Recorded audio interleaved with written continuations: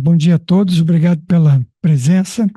É, Hoje a gente vai ter o privilégio e a honra de assistir a palestra da psicóloga Carla Maia. A Carla dispensa apresentações, mas de qualquer modo eu vou é, cumprir o ritual de dizer que a Carla é uma excelente psicóloga. Por onde a Carla passa, ela deixa a sua marca, deixa o seu legado. Carla, obrigado por ter vindo. Aproveite. Eu queria agradecer sempre a oportunidade de estar podendo falar sobre criança, sobre saúde mental. Para mim, é um assunto muito caro para vocês também, para a escola também. Então, é muito bom estar num lugar que a gente possa refletir juntos. E hoje eu trouxe uma proposta diferente, eu acho, do que vocês pensam, e uma nova visão, né? Espero que ajude aí no dia a dia, com seus filhos, com os alunos. A palestra hoje vai ser sobre segurança emocional. Eu escolhi essa foto, que eu acho bacana. Não é uma criança pequena, somos todos nós que precisamos dessa segurança emocional. Então, de que forma podemos contribuir para que nossos filhos cresçam fortes e saudáveis emocionalmente? Cadê o cliquezinho? Então, para a gente começar, vamos começar por essa pergunta, né? Vamos falar sobre um mundo melhor para as nossas crianças e, claro, para nós mesmos. Então, como a gente pode mudar esse mundo para as nossas crianças? Porque eu acho que é esse o nosso desafio. Não adianta eu vir aqui fazer uma palestra sobre como acontece o desenvolvimento emocional, mas trazer os pontos que possam ajudar a gente a mudar o nosso dia a dia, o nosso cotidiano, né? Então, se a gente for olhar para a nossa história, nós avançamos muito na vida prática. Curas e tratamentos para doenças complexas que antes eram fatais, falar com alguém do outro lado do mundo por vídeo, em tempo real, voar, entrar no supermercado e ter quase tudo à disposição. Tecnologia e comunicação avançaram como nunca antes na história. Mas, por alguma razão, os dados da OMS mostram que o adoecimento mental está crescendo no mundo. E grande parte desse sofrimento começa na infância, né? Eu não sei se vocês acompanham esses dados, mas são dados que são muito preocupantes. Então, mais de 1 bilhão de pessoas vivem hoje em condições relacionadas à saúde mental. Crescimento contínuo, nos últimos 10 anos o número de pessoas é crescente, ansiedade e depressão são os principais, estão entre os quadros mais frequentes no mundo. E o que mais me preocupa é que o início está cada vez mais precoce, né? Então, a saúde mental não começa na doença, ela começa no vínculo, no brincar, nos limites seguros. Muitas vezes, a gente, quando fala de saúde mental, a gente pensa nas patologias e nos sofrimentos. Mas é isso aqui que hoje eu vou convidar vocês a pensarmos de numa outro lugar, né? Eu não venho aqui para falar sobre o ruim. Eu venho para trazer a esperança da gente mudar. Tem como mudar? Tem como mudar. Tem como propormos um mundo melhor? Sim. Então, se o adoecimento mental cresce no mundo, o cuidado emocional na infância deixa de ser apenas educação. Ele passa a ser prevenção, proteção no desenvolvimento humano. E é disso que a gente precisa começar a pensar. E aí, precisamos começar por nós, adultos, né? Precisamos nos alfabetizar emocionalmente. Muitas vezes estamos tão preocupados em entendermos o mundo de forma mais cartesiana e cognitiva, mas não fomos educados emocionalmente, não fomos educados a lidar com as nossas emoções. Então, entender que ambientes e que condutas favorecem o amadurecimento emocional e buscar dentro de nós as experiências reais, com emoções, desejos e necessidades. Então, é um espaço que eu percebo muito pouco valorizado. O próprio adulto, ele vive a vida cotidiana corrida, resolvendo as coisas correndo, mas não para entender o que ele está sentindo, até com o próprio filho, né? Ou com a própria filha. E aí eu vou entrar na história de um paciente de 5 anos, a história do João, que é um pouco fictícia, né? Mas junta alguns pacientes que eu tive. Então, o João, ele tinha tudo o que se possa imaginar em termos materiais. Ele era amoroso, agitado quando ele chegou para mim, impaciente, vivia no celular, batia em crianças e em adultos também. Os pais o chamavam de o impossível. Então, as crianças, elas precisam, né, de algo muito importante, que é a primeira coisa que a gente vai fazer avaliação num consultório, ou quando você faz avaliação no desenvolvimento, é se a criança brinca. Por quê? O brincar é o único lugar que a criança tem para elaborar suas emoções. Nós, a gente fala e a gente consegue elaborar. A criança não. Então, o João, ele não brincava. Isso foi algo que apareceu. Então, crianças que não brincam são crianças que sofrem, né? Porque elas não têm como elaborar e elas vivem absolutamente no concreto. Mas guarda essa história aqui, que depois eu vou voltar. Então, o que acontece no ambiente que eu percebo e que a gente estuda e vê? Vivemos preocupados com o desempenho. Vocês percebem isso? Percebem que o tempo todo a gente está muito mais preocupado com a nota que o nosso filho tira do que em perguntar para ele como foi o dia, né? Ou perguntar para ele o que ele sente, o que ele sentiu. Estamos perdendo a humanidade. Então, vamos olhar, né? Esse é um ponto muito importante.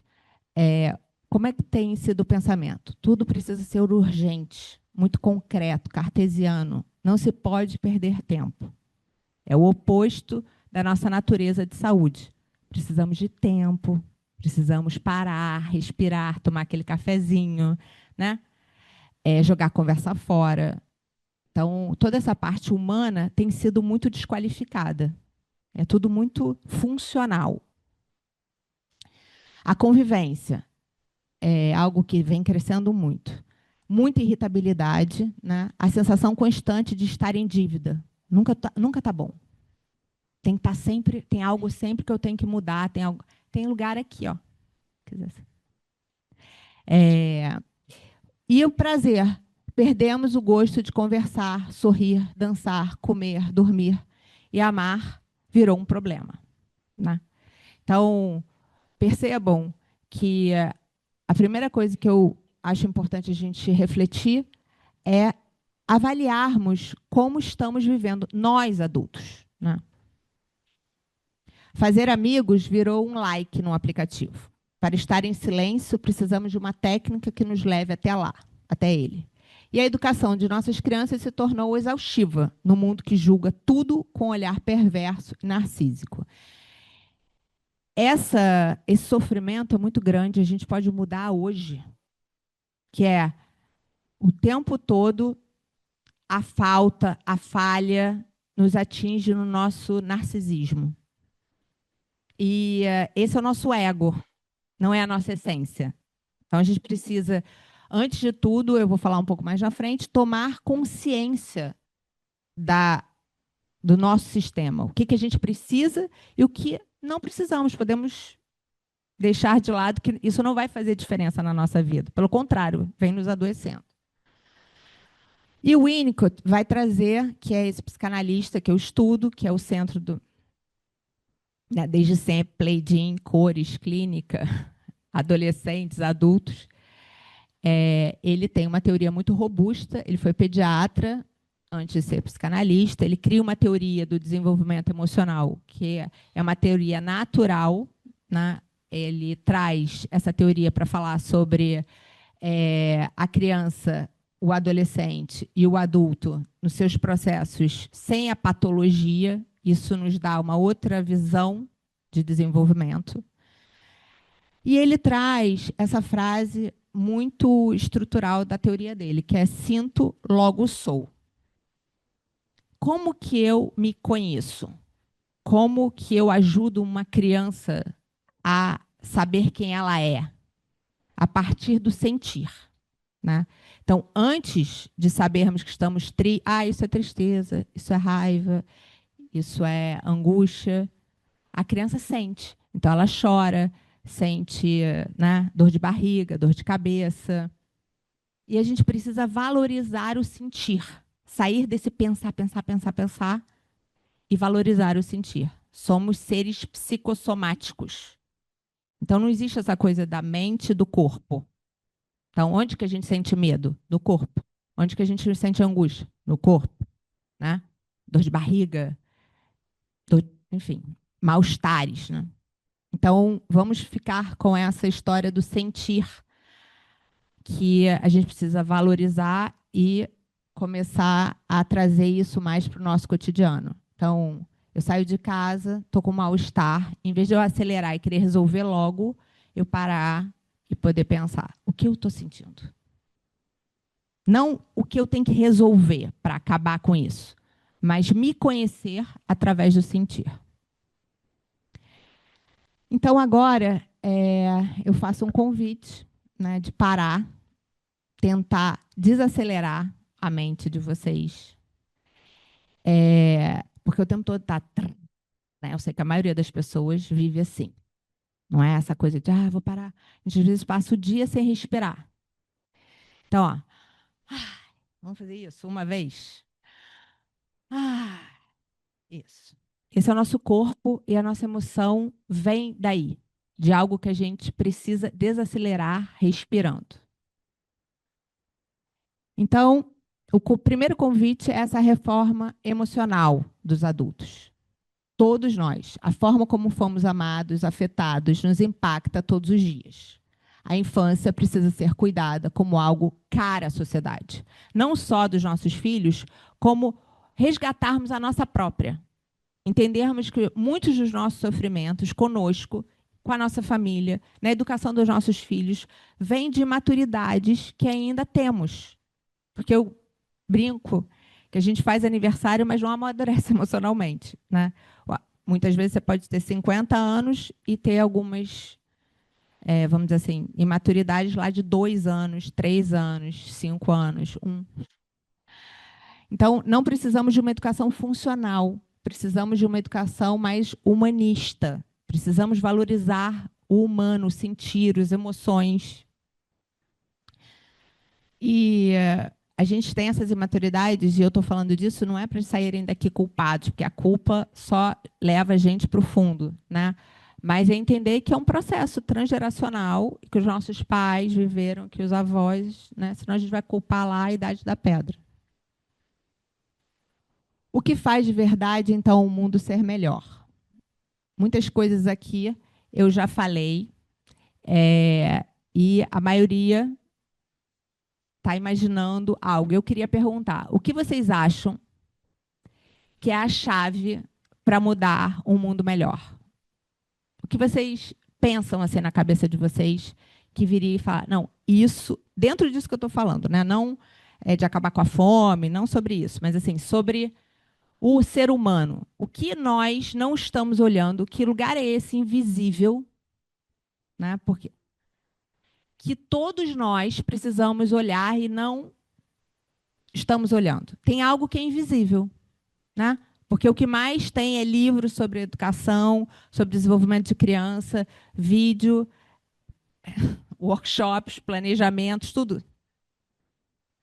Temos uma tecnologia absurda que a gente joga no chat e tem resposta para tudo, mas não estamos tendo para isso, porque continuamos adoecendo. O que vocês acham? Tempo? O que mais? Mais atentos? Não, mas o que a gente não está olhando? Qual é a nossa parte? Algo que a gente não olha para nós mesmos, porque o que a gente vai falar da gente, né? Depois a gente vai desdobrar para a criança. Mas o que a gente nunca foi valorizado e ainda não é? Que a gente está sentindo. Bom, eu vou apresentar para vocês quem é. Ela é a grande chave da saúde mental. A espontaneidade. Nós nunca valorizamos o espontâneo. Quando vemos uma criança espontaneamente fazer algo, a gente fala, não está fazendo nada, né? Ou quando nós somos espontâneos, temos medo de não sermos aceitos. Temos medo. Ai, meu Deus, será que Vão gostar de mim? Como é que querem que eu faça? Né? Então, a espontaneidade é o oxigênio da nossa vida emocional. Ela não é valorizada entre nós humanos. A sociedade prefere a apresentação igual, o moral igual, a repetição estereotipada. Se formar submisso ao desejo do outro é ir na contramão da espontaneidade. E é o que mais temos feito. É o que mais fazemos com nossas crianças. A base da esperança e do prazer de viver. Então, o que faz a saúde mental? Por que a espontaneidade ela é tão importante? A gente nasce e a gente se inventa. A gente se inventa a partir de uma subjetividade. Quando eu estou preocupado em como o outro me vê, em como o outro, né, vai me amar, se eu não fizer isso, daquele jeito, o que eu tenho que fazer para o outro me aceitar, para eu pertencer? O que a criança ou nós, crianças, vivemos lá atrás? Eu paro de investir em mim, em me inventar, e me submeto ao olhar do outro. Quanto mais espontâneo é uma criança, mais saudável ela será, porque essa energia vital dela fica voltada para ela. Né? O Winnicott diz que a coisa mais grave é uma criança estar submetida o tempo todo ao olhar desse adulto, porque ele vai criar o tal do falso self, que é eu não posso ser eu mesma. É o maior sofrimento que uma pessoa pode ter, inclusive se a gente for pensar em escala maior, né, é lá no suicídio que a gente vai falar disso. Então, para a gente ter uma ideia do quanto isso precisa mudar, esse pensamento precisa mudar. Então, agora, fechem os olhos, é um convite. Para quem não gosta de fechar o olho, não fecha, porque eu estou falando de espontaneidade, então aqui não tem ordem. Pensem na palavra espontaneidade a partir da vida de vocês, desde crianças. E aí eu vou convidar vocês a 3 reflexões. Então, vamos fechar o olho e dar uma respirada.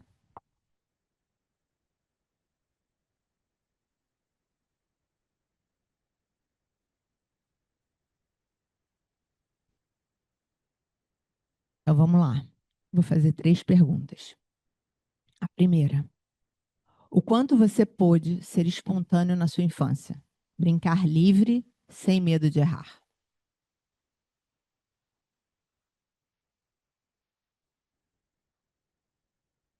Ai, ai. A segunda: quando você cresceu, seguiu podendo ser você mesma?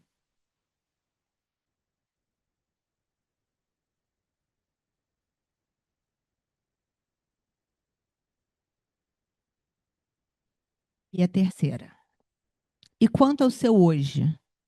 Você é ou está sobrevivendo?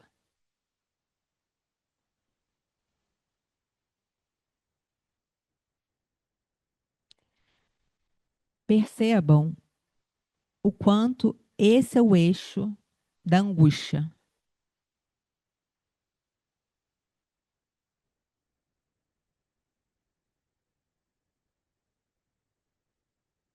E aí, podem abrir os olhos. A vida, ela pode ser diferente quando a gente entende essa chave. Eu brinco que imagina uma sala e você não conhece a chave e a porta está trancada. E em cima da mesa tem marreta, serrote, tem uma chavinha assim. E se você não conhece o que é uma fechadura e uma chave, você vai pegar a marreta.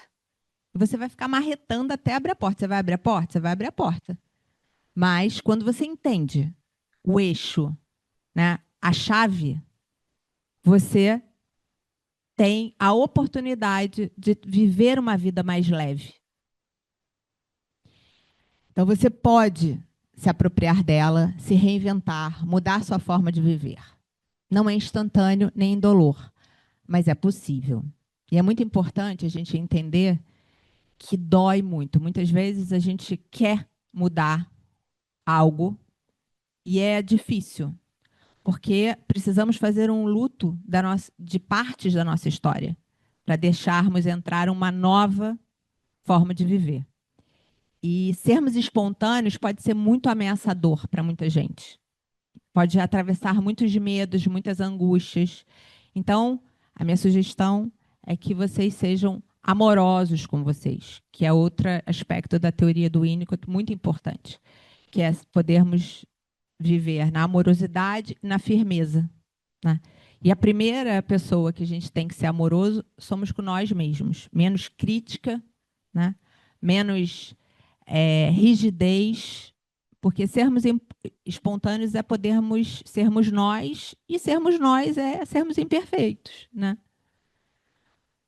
Então, essa plasticidade cerebral, ela existe até morrermos, né? A criança, óbvio, ela tem uma outra perspectiva, então se a criança pode ter esse ambiente mais espontâneo, poder ser ela, ela vai se formar com menos sofrimento, mas todos nós podemos, inclusive, uma terapia, tipos de terapia, né, para podermos ser ajudados a sermos nós mesmos. Para mim, uma terapia boa é a gente poder encontrar um espaço e descobrirmos quem somos, que a partir disso saberemos para onde queremos ir, o que, né, a gente quer da vida. Então, agora, vamos voltar ao João. Vocês lembram do João? E ele me disse uma das melhores definições de raiva que eu já ouvi. Porque lembra que o João batia e ele enfrentava as professoras e os adultos? E ele me diz: Carla, eu bato porque alguns adultos me irritam. Aí, uma coisa ruim nasce aqui, ó, na minha barriga, e vai subindo e subindo. E quando chega aqui na minha garganta, eu grito e eu bato. E aí eu disse: João, isso todo mundo sente. Raiva, todo mundo sente. Só que a gente não pode sair batendo. A gente precisa poder sentir e levar esse pensamento que você tem ruim para um outro lugar, né? Na brincadeira. Porque na brincadeira pode tudo. Tudo mesmo. Então, eu disse isso para ele. Não está aqui, mas ele me disse: tá bom, então eu quero explodir a escola, eu quero fazer bombas. Eu falei: tudo isso pode, na brincadeira pode. E aí, olha que bonito, ele me perguntou: mas se a gente fizer isso, ninguém vai se machucar? Eu falei: não, ninguém vai se machucar. E o que significa isso? Eu poder ser eu mesma, eu poder ser inteira, eu poder ser o meu lado bom e o meu lado ruim, né? Eu poder ser amada aprontando, desregulando. Isso para a criança é muito importante. Então, essa criança, logo depois que começa a aprender a brincar, e a gente fez muitas bombas, ele melhora, né? Por conta disso. Então, muitas vezes, o que a gente tem vivido, o que a gente tem visto muito, são crianças que não brincam. Elas não têm esse espaço. Então, você vê, às vezes, crianças muito reativas, crianças que ficam muito no celular. Então, são crianças que estão com pouco recurso interno. E um dos recursos maiores é o brincar, é o recurso maior. E o que eu digo, né? Ambientes que ajudam ao brincar, a natureza, as artes, né? A criança poder ir para lugares abertos, lugares onde elas possam criar. E terem silêncio também é algo também que ajuda bastante. E é isso.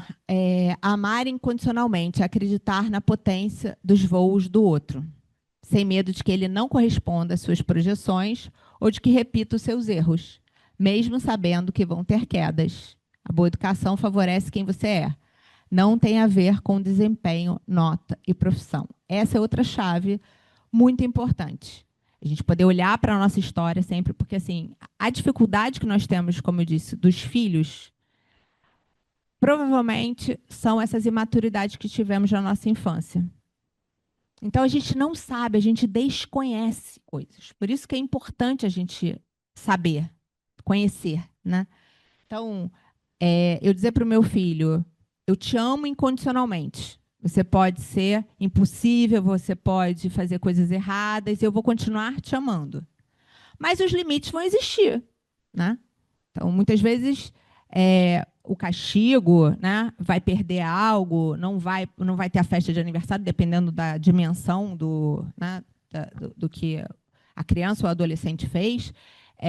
A questão não é essa. A questão é eu me manter viva, eu me sustento aqui quando você me ataca, quando você me odeia, né, quando você não está bem.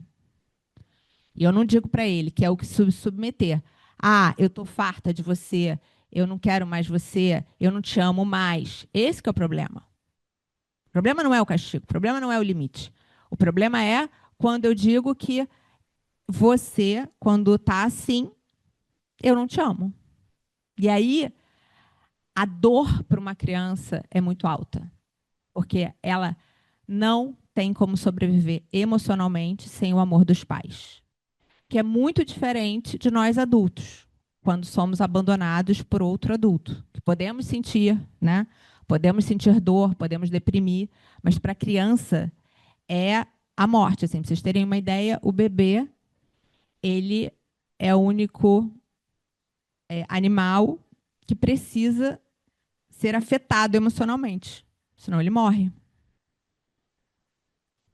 Então, por quê? Porque a gente simboliza, diferente do bicho, né?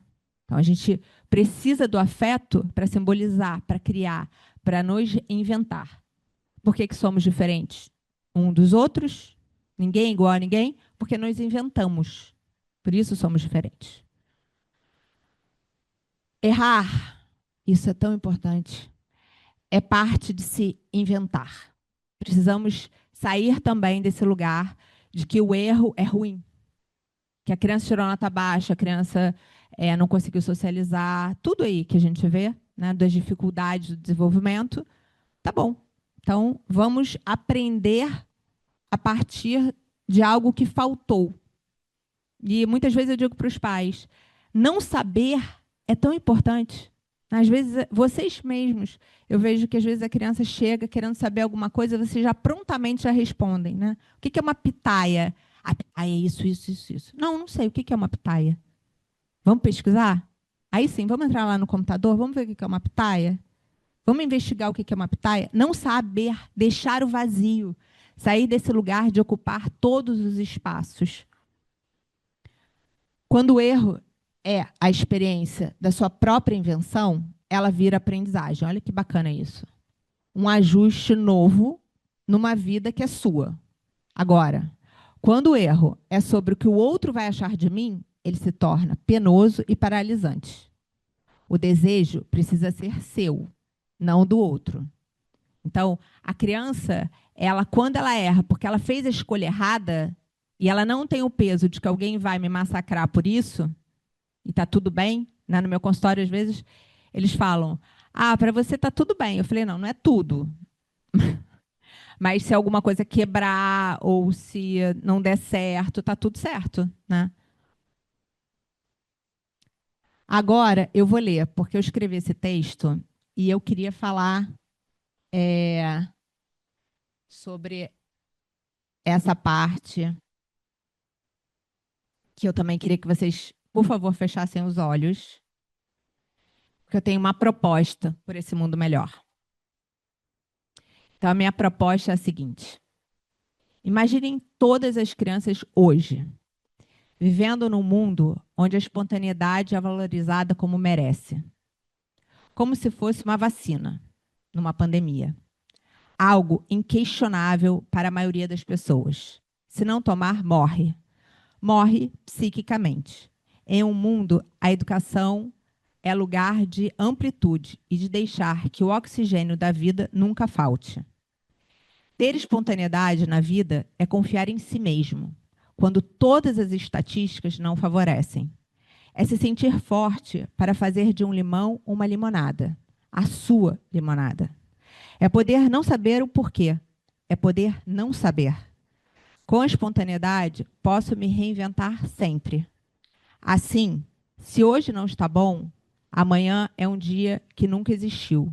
e posso criar novas saídas e formas de viver. Viver livre para ser espontâneo é sentir a brisa da infância no rosto e levar essa experiência para a vida. O prazer de ser é o protagonista da saúde mental. E por um mundo melhor, vamos trocar a funcionalidade pelo que é genuíno. Do mundo da desesperança para o mundo da esperança. Do mundo do inflexível para o mundo do lúdico. Do mundo do sofrer calado pelo colo sem cobrança. Podemos sim nos reinventar, mas podemos muito mais do que isso. Inventar um novo mundo, um mundo melhor. E um mundo melhor é viver onde a solidão e a depressão diminuam, onde o abraço e o colo sejam os lugares disponíveis para que as crianças aprendam que as lágrimas curam. É acordar todos os dias buscando construir um mundo menos hostil e mais amoroso. Poder ser você e se inventar de um jeito único é poder ajudar a si mesmo, mas também ao mundo de uma forma orgânica, genuína. Quando olhamos para nós com a lente da singularidade, temos algo precioso que é só nosso. Sentimos que somos parte da sociedade e desejamos contribuir com uma nova visão repleta de originalidade para um mundo melhor. Esse é o caminho para menos violência e mais solidariedade. Quando somos criados ou temos a oportunidade de nos recriar a partir do espontâneo, temos a esperança e a força que nos fazem construir uma sociedade solidária.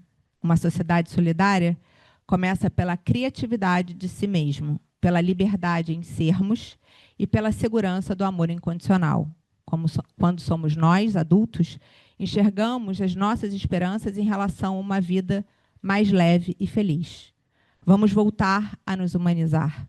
E humanos são imperfeitos e únicos, belos pela sua vulnerabilidade genuína. Vamos por um mundo melhor. Obrigada, gente. É isso.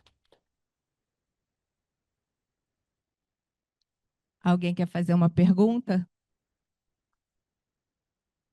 Vou passar o microfone para vocês, para quem quiser perguntar, para que a audiência online assista, ouça também a pergunta. Tá? Carla, 2 perguntas super rápidas. Eu tenho a impressão que as telas travam o brincar. Como lidar com isso? Porque a sensação que eu tenho é que as telas atraem, que tem um poder de convencimento sobre as crianças tão grande, que elas adiam as brincadeiras para usar a tela. Primeira pergunta. Segunda pergunta. Me corrija se eu estiver errado, mas eu tenho 2 filhos em casa. Os meus 2 filhos tiveram e têm uma dificuldade muito grande em entender o dever. Eles amam brincar, eles amam o prazer. Mas e a hora do dever? Como é que a gente equilibra isso para eles entenderem que tem a hora do dever? Bom, vamos lá. A tela realmente é um assunto super importante e muitas vezes a minha sensação é de que ela é a mais forte do que nós, do que tudo, né? Só que não é. A tela, ela vai conversar com esse mundo chato que a gente está vivendo. Esse mundo sem graça, esse mundo cinza, né? Então, realmente, a gente tem vivido um mundo com pouca conexão afetiva. Um mundo com poucos espaços, com repertório de liberdade, de poder ser você mesma. A tela é, né, algo que eu não tenho essa dimensão do outro. Então, ela só reforça esse lugar de que precisamos mudar. Então, quando uma criança ela está ligada muito em tela, né, praticamente viciada em tela, eu digo assim, que se você oferecer, você vai num jardim botânico, um lugar onde tem natureza, coloca um espaço cheio de folha, tinta e deixa ela livre para brincar. E ela diz, não, eu só quero a tela, só quero a tela, só quero a tela, essa criança está adoecendo. Então, realmente, ela precisa de ajuda. Agora, de forma geral, e a maioria não tem tela, e a outra coisa, precisamos também nos policiar, porque muitas vezes a gente diz para os nossos filhos não usarem tela, mas estamos lá com a tela, né? Então, chegar em casa, uma sugestão, e se policiar, colocar muitas vezes o celular para carregar, né? Falar, olha, agora a gente vai ficar aqui em família, é ouvir uma música, é dançar, é convidar para essas coisas humanas. Por quê? É isso. Muitas vezes, o que eu tenho percebido também, são adultos muito cansados, exaustos, deprimidos, ansiosos, preocupados com algo. Então, assim, pega aí o celular, porque eu tô. Não porque é um adulto que não quer estar com o filho, mas está sem condições, às vezes, afetivas. Então, precisamos nos cuidar, porque nós também estamos muito nas telas, né? Então, eu acho que é uma mudança geral, assim, acho que tem que olhar para a casa de uma forma geral dessa família. Realmente investir no ambiente da casa, né? Algo que a gente muitas vezes investe muito no trabalho e não investe nessa são coisas simples que a gente vem perdendo, que é vamos colocar a mesa, me ajuda aqui a esquentar uma comida, né? Vamos ali comigo, vamos até a padaria comprar um pão, que vamos tomar um café da manhã. Eu já vou passar, porque aí eu vou. Você tem que falar. Não. E a segunda pergunta, que é sobre o dever, é o que eu brinco. Ensinar uma criança a comer brócolis é difícil. Dar um pirulito para uma criança, normalmente é tranquilo, a não ser que ela tenha uma questão de integração sensorial, de restrição alimentar. Então, é gradual, é autonomia, né? É algo que não acontece da noite para o dia. Não adianta. Outro dia um pai falou assim, cara, mas eu já falei 200 milhões, você vai falar 400, se precisar. Então, o dever de casa é chato. Ele quer brincar, exatamente. Ele quer brincar, ele não quer fazer. Então, também tem uma coisa, dependendo da idade, que tá tudo bem também não fazer um dia ou outro. Ela vai ter que responder na escola com a professora quando ela não fizer. Né? É importante também os pais saírem desse lugar de cobrirem todos os buracos, porque senão vira tudo um inferno. Outro dia, eu tenho um pai que ele falou assim, não, porque lá em casa é uma loucura para comer quiabo. Eu falei, pelo amor de Deus, gente, vamos sair dessa guerra. Mas come bem? Não come, eles comem super bem, mas quiabo não come. Eu falei. Aí outro dia ele falou, nossa, a casa ficou tão mais tranquila porque eu abri mão do quiabo. Então tem horas que tem que abrir mão do quiabo, né? Assim, não dá, sabe? Vai fazer dever, tem que tirar nota 10. É um pouco essa coisa do deixar a criança errar, deixar a criança não conseguir, deixar a criança lidar com o ambiente escolar, que é algo que precisa ser separado também da família, né? E as professoras vão ter esse manejo para poder colocar, implicar esse sujeito ali para ele entender, porque senão fica só é do meu pai isso, não é meu. É da minha mãe isso, não é meu. Né? Então eu preciso me apropriar como meu. E isso, muitas vezes a criança vai responder assim. Às vezes eu tenho umas respostas assim: ah, não, eu vi It. Ah, eu vi aquele que são os zumbis. Aí eu fico assim, gente. Mas aí é aquela coisa: tá vendo isso? Não acredito. Você viu só onde? Né? Então, segura um pouco. Exato. E fala, mas o que você sentiu quando você viu It? Porque eu, sinceramente, eu detesto filmes de terror. Eu realmente tenho medo, eu depois vou ficar com medo. O que é o It? Eu já sei o que é o It, mas é aquela história. Eu vou perguntar. E aí, quem é It? Não sei o que é It. Ah, It é um palhaço, tem uma boca enorme, que come criança, não sei o quê. Jura? Gente, mas isso é muito horripilante. E aí você também, na conversa, você vai trazer a crítica. Porque esse lugar de não fala, eu perco a conexão e eu perco o processo. Agora, quando eu entro na conversa, eu consigo trazer novos elementos. Né? Mas será que não tem uma coisa mais bacana? É um pouco isso, saber que ela trouxe é super importante realmente, mas saber dialogar também é importante. Então, um termo do Winnicott é mãe suficientemente boa ou pai suficientemente bom. Né? Isso quer dizer o quê? Que podemos errar. Opa, que beleza. Né? Então, assim, não é para a gente não errar. A gente vai errar, a gente vai passar. Ainda bem, porque não tem nada mais insuportável para uma criança do que ter pai e mãe perfeito.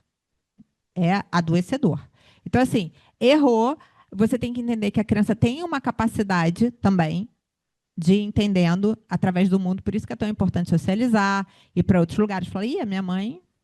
E aí, tão importante às vezes também a criança te desqualificar em alguns momentos e você também não ficar tão furiosa em querer ser só amada, né? Porque eles precisam desidealizar pai e mãe. Então, vamos entender que esse lugar de pai e mãe também não é esse poder todo. É quando a criança é muito pequena, mas ao longo do tempo tem os amigos, tem a vida, tem a sociedade, né? Ele vai para a casa do amiguinho, aí ele vai ver que errar tá tudo certo, aí ele vai na psicóloga, aí a psicóloga deixa cair o negócio todo, tá tudo bem. Então ele vai entendendo que aquela é apenas uma referência. Então, uma sugestão é, filho, olha só, esse é o meu jeito de ver. Isso não é uma verdade absoluta. Eu morria de medo de praia quando eu levava meu filho. Eu amo praia, mas quando eu tive filho, comecei a ter medo dele se afogar. Coisa totalmente minha, inconsciente, lá de algum lugar.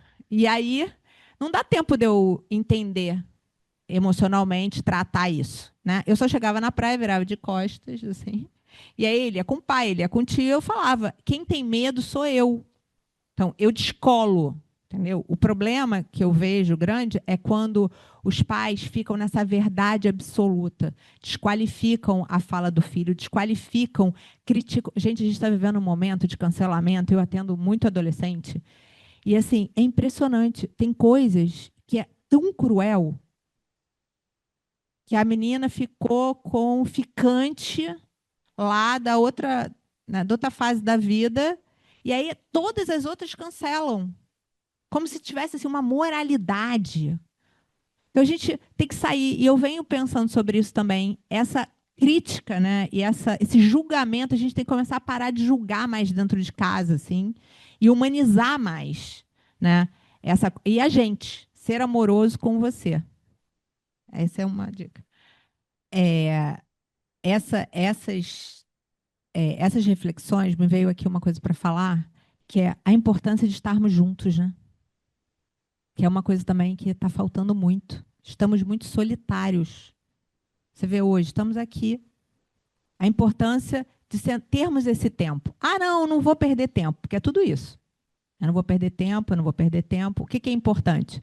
Importante é ganhar dinheiro, importante é estar magra, importante é ter o nariz igual a todo mundo. Né? Então, eu vou me desconectando da minha essência. E todas essas histórias, a gente precisa, como eu trouxe na palestra hoje, é tornar visível esse lugar e investir nele. Porque quando a gente torna visível algo na nossa vida, né, aquilo vai... Então, peraí, meu final de semana, eu não preciso programar ele inteiro. Né? O meu final de semana, eu posso ficar mais tranquila. Olha que alívio. Não preciso marcar teatro, amiguinho, nananã, nananã. Não. Eu vou ficar em casa, eu estou cansada, eu trabalhei pra caramba. E aí é um pouco essa tensão emocional que o adulto tá, que ele precisa entender que ele pode relaxar. Porque duas coisas eu vejo que o adulto não sabe. Perdemos. Relaxar e se divertir. Exatamente. Né? O lúdico. Então, assim, a gente vem levando tudo muito a sério, muito a ferro e fogo. Então, a criança faz um negócio, a gente faz alguma coisa, tudo é muito assim. Então, menos. É o que eu falo, vamos voltar para arroz com feijão, entendeu? Vamos voltar para a nota 6, gente. Pelo amor de Deus. Aqui é 6 que passa? 6. Tá ótimo, tirou 6, passou. Né? São crianças. São, sabe, o que a criança precisa é ela poder ser ela mesma, ela poder brincar. E em relação a soltar e a negligência, tem uma diferença muito grande. Muito grande. Uma coisa é eu deixar. E aí, isso eu acho que é algo que também as pessoas têm muita dificuldade de entender, que é eu poder ser eu mesma não quer dizer eu fazer o que eu bem entendo. Ah, eu quero chutar a canela ali do outro, eu chuto. Eu quero falar aquilo porque eu sou eu mesma, então eu posso ser eu? Não. Eu poder ser eu mesma, eu entrar em contato com o que eu sinto, com quem eu sou, com é outra ética, né? Isso é ético. Você investir em você é ético. Porque aí você vai ter a ética com o mundo. E você vai ensinar isso para o seu filho. Então, é muito ético você chegar e falar para o seu filho: eu estou cansada, então hoje a gente vai ficar em casa. E aí eu vou me organizar para ter coisas para desenhar, né? Deixar a criança mais tempo no banho. Não vou ligar para o quiabo, né? Final de semana vamos comer algo mais fácil de comer, um comfort food onde todo mundo vai ficar bem. Sair desse lugar de ter que o tempo todo tá performando, porque pai e mãe virou performance também, né? Só para fechar, que você disse que você sempre sai daqui com a sensação de que você não fez nada certo. Não, não, é só para falar o seguinte, eu sou mãe, meu filho tem 27 anos, e a coisa que eu mais fiz foi errar. Mais fiz foi errar. E eu vou dizer, em todo momento, até hoje, quando eu erro, eu vou lá e converso e falo sobre a minha experiência, né? E esse que é o barato, porque eu vejo às vezes ele se transformando mesmo adulto. Porque já pensou se os seus pais pudessem dizer para você, olha, eu errei lá atrás, cara. Eu era muito dura, ou eu não pude te dar aquele colo, porque não seria maravilhoso? Então a gente sempre tem chance de voltar, porque a gente está no autoconhecimento. Quando a gente está nesse processo, a gente vai lá e constrói. A gente tem sempre essa capacidade de se reinventar e de reinventar o mundo, né? Então, se hoje estão saindo daqui com a espontaneidade, né, não é para vocês saírem com mais uma função na vida, gente, pelo amor de Deus. Agora eu tenho que ser espontânea, agora não sei o quê. O tem que, não. É não, e é poder se desanuviar um pouco, entender que é uma coisa mais orgânica nesse sentido, né? Mas eu queria dizer isso, que eu sou uma mãe cheia de falha, tá? E psicóloga também, né? Porque a gente é humano, né, Marta? Não, saio mais humilde daqui. Saio mais humilde.